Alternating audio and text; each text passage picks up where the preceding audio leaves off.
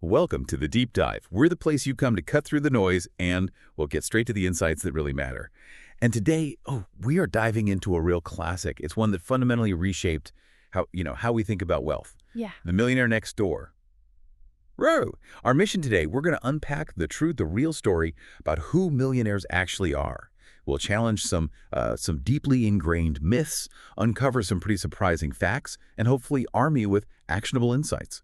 You know how ordinary people build extraordinary wealth. Get ready for some genuine aha moments, I think. Yeah, and this book, it's just such a foundational piece in personal finance, not just because it's been around, but because the insights are really rooted in extensive data-driven research. It gives you this evidence-based picture of wealth building, not just, assumptions or stories. That's why it's still so compelling, I think. Okay, let's unpack this then right away. The core idea here is, well, it's so counterintuitive for a lot of people. Millionaires aren't necessarily the flashy, high-profile folks you might picture. More often than not, they could be living right next door. Yeah, for so long there's been this common idea, right, that getting wealthy is about, I don't know, hitting the lottery or getting lucky, inheriting a fortune. But what does the source actually say? What's the real driver for most people? Is it just chance or something else? Well, the research makes it incredibly clear. True wealth, for the vast majority anyway, it's a direct result of consistent hard work, smart lifestyle decisions, careful planning, and just unwavering self-discipline. It's really not about luck. The data, it paints a very different picture, revealing these specific characteristics of the typical millionaire. Okay, so can you walk us through some of those first characteristics? What's maybe the first big surprise about their habits? Absolutely. So one of the most striking things is their stability. Forget the image of constantly upgrading mansions. Our data shows over half of millionaires have stayed in the same house for 20 years or more. Wow, 20 years. Yeah. It isn't about those constant upgrades. It's actually this subtle but powerful signal of their focus. Financial stability over, social display. It really shows their commitment to living below their means, their time, their energy, their money. It's all strategically pointed towards building wealth. In fact, they spend more than twice the amount of time on financial planning and investing compared to their non-millionaire peers. That's a really powerful point. Prioritizing stability over just looking rich. So beyond these practical habits, what about their mindset? How do they view financial security versus, say, social status? That's a key insight from the data, yeah. These individuals, they prioritize financial security and freedom far, far more than they care about social status. It really boils down to self-reliance. Most of them, roughly 2/3, are self-employed. And 75% actually identify as entrepreneurs. And here's a big one. The vast majority didn't get significant cash gifts from their parents. They built it themselves. Interesting. Okay, so beyond these behaviors, did the source find any demographic patterns that stood out, maybe around age or gender? Yes, the research did note that most of the millionaires they surveyed were in their 50s, and as reported in the book at the time, predominantly male. Fascinating. Okay, so what tangible financial habits really underpin this next door lifestyle? Are there specific kinds of funds or strategies they use? Indeed, they often have something the book calls a go-to-hell fund, which sounds dramatic, but... Oh, yeah. Yeah, a bit. Right. But it's not just a rainy day fund. It's an emergency stash large enough to keep their lifestyle going for 10 years or more without needing any extra income. And in terms of education and investing, they're generally well-educated. Only about a fifth didn't graduate college. And crucially, they tend to make their own investment decisions rather than just outsourcing everything. And they invest a significant chunk, on average, about 20% of their realized income every year. And they hold on to those investments for the long haul. Over 90% hold them for more than a year. And then there's this intriguing bit about the source calls it a cheapskate mentality. It even shows up in how they buy cars, right? By the pound, implying they go for sturdy, practical vehicles, not flashy ones. Exactly. The book actually quotes some as saying, and screw those environmentalists, ha ha ha ha. Now, obviously, that's not an endorsement of the attitude. No, definitely not. But it is reported in the source. It really highlights just how deeply focused they were on, value and practicality above maybe other concerns. This deep focus on value, practicality, prioritizing financial freedom. It all underpins one of their most crucial strategies, as the source describes it. And that brings us right to takeaway number 2, play defense. So I want you, listening right now, to think about this for a second. Do you operate on an annual budget? Seriously. Do you know what your family spends each year on, say, food, clothing, shelter? Do you have clearly defined financial goals, like daily, weekly, monthly, even lifetime goals? And maybe most importantly, do you spend a good amount of time actually planning your financial future?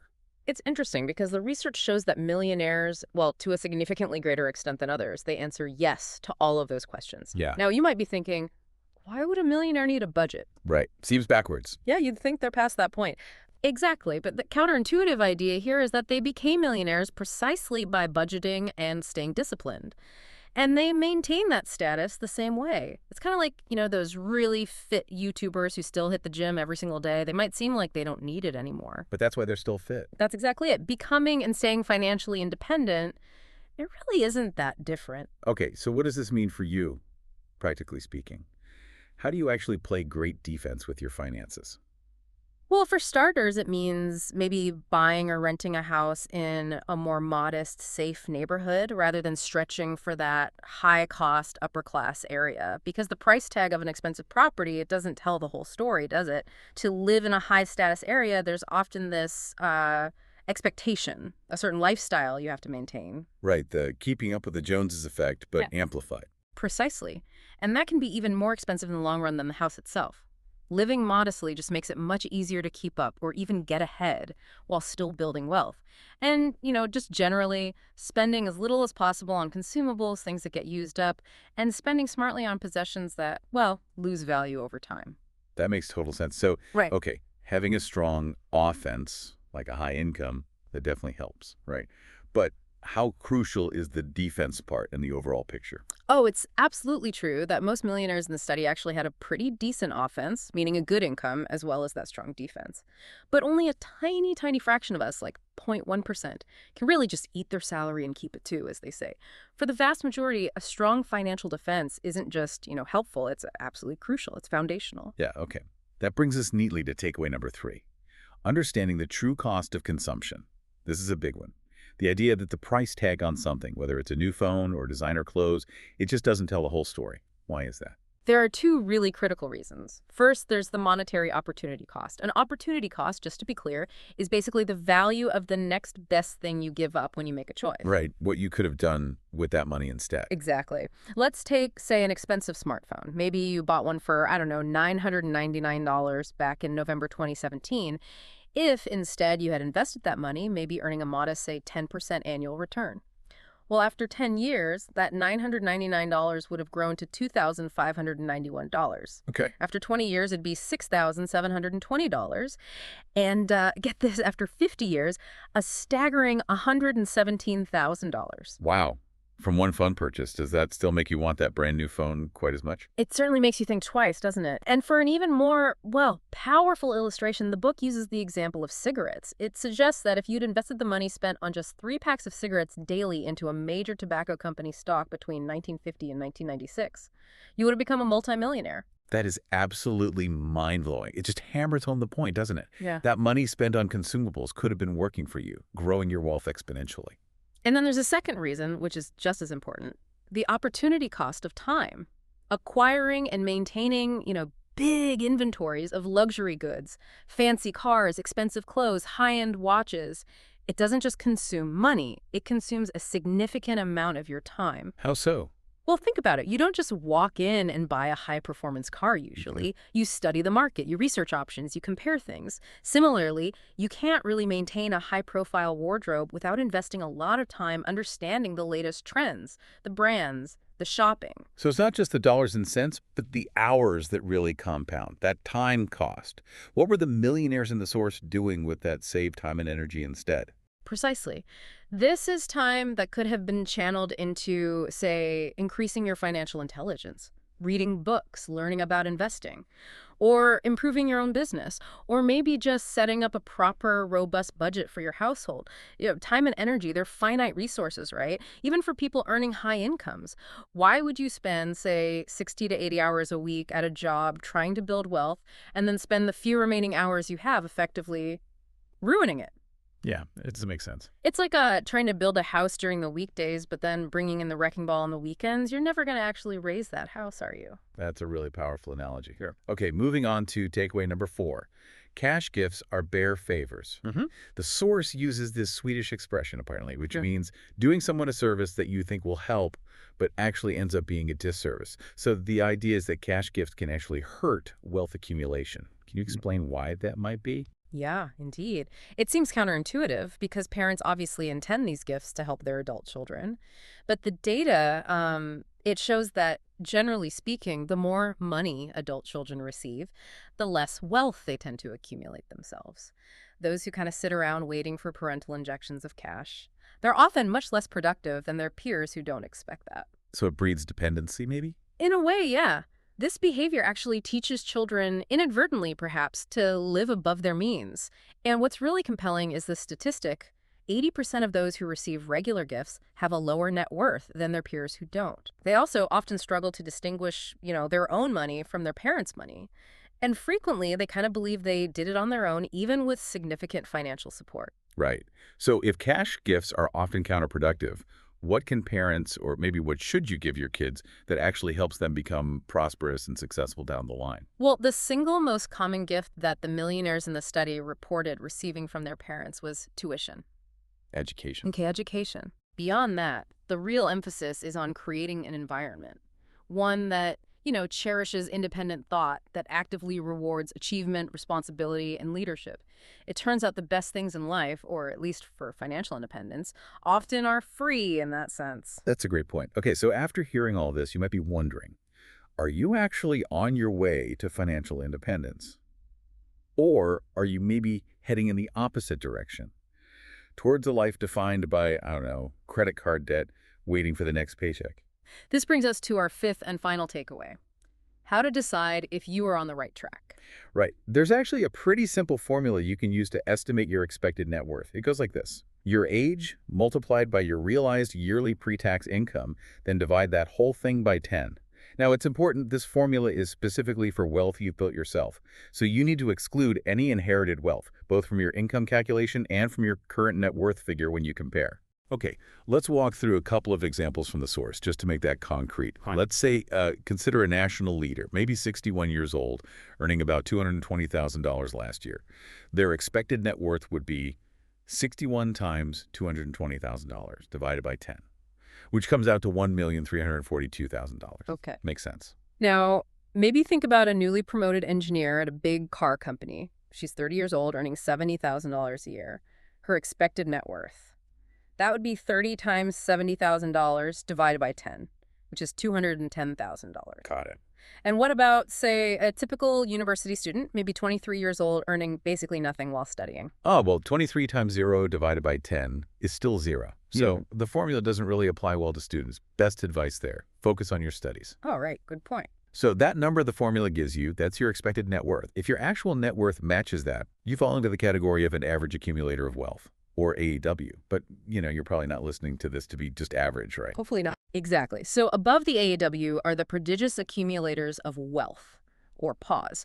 Now, to join that exclusive club, you need to have a fortune that's at least twice the amount suggested by the formula. And then way up there are the super prodigious accumulators of wealth, the SPAs. These folks have managed to accumulate 10 times the formula's suggested wealth. That takes some serious dedication and discipline. Okay, but what about the other end? What if your number is lower? Right. If you find you're only worth about half of what the formula says you should be based on your age and income, then you fall into the category of an under-accumulator of wealth, or UAW. So if you just did the math and found yourself in that UAW category, look, take this as a little motivational nudge, okay? Friend, maybe it's time to really focus and get on the right track. All right, so let's do a quick recap of our deep dive today. 5 key takeaways from the Millionaire Next Door. First, becoming a millionaire. It isn't usually about luck or inheritance.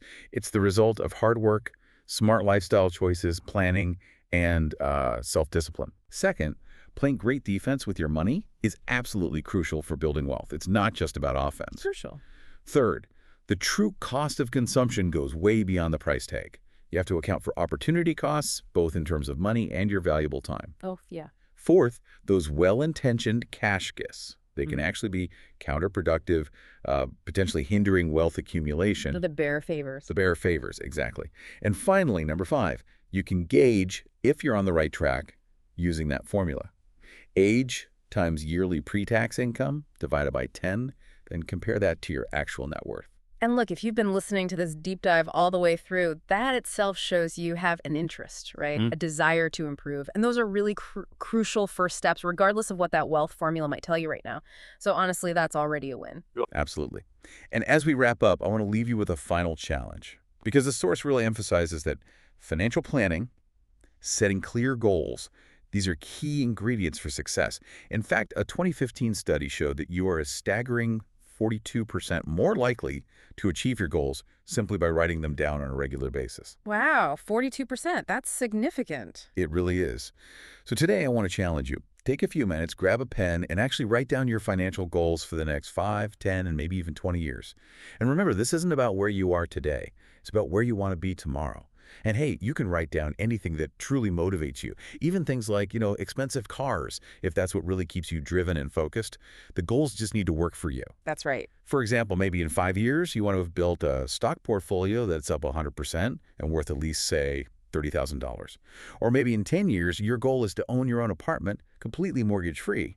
And perhaps in 20 years, you want to have paid off all your old college debt and actually be able to live on the dividends your portfolio generates. Those are great examples. Just remember to try and keep your goals somewhat reasonable, grounded, to make sure the exercise is actually effective and motivating, not discouraging. So take on that challenge. We wish you the absolute best of luck on your financial journey. And we'll see you next time for another deep dive.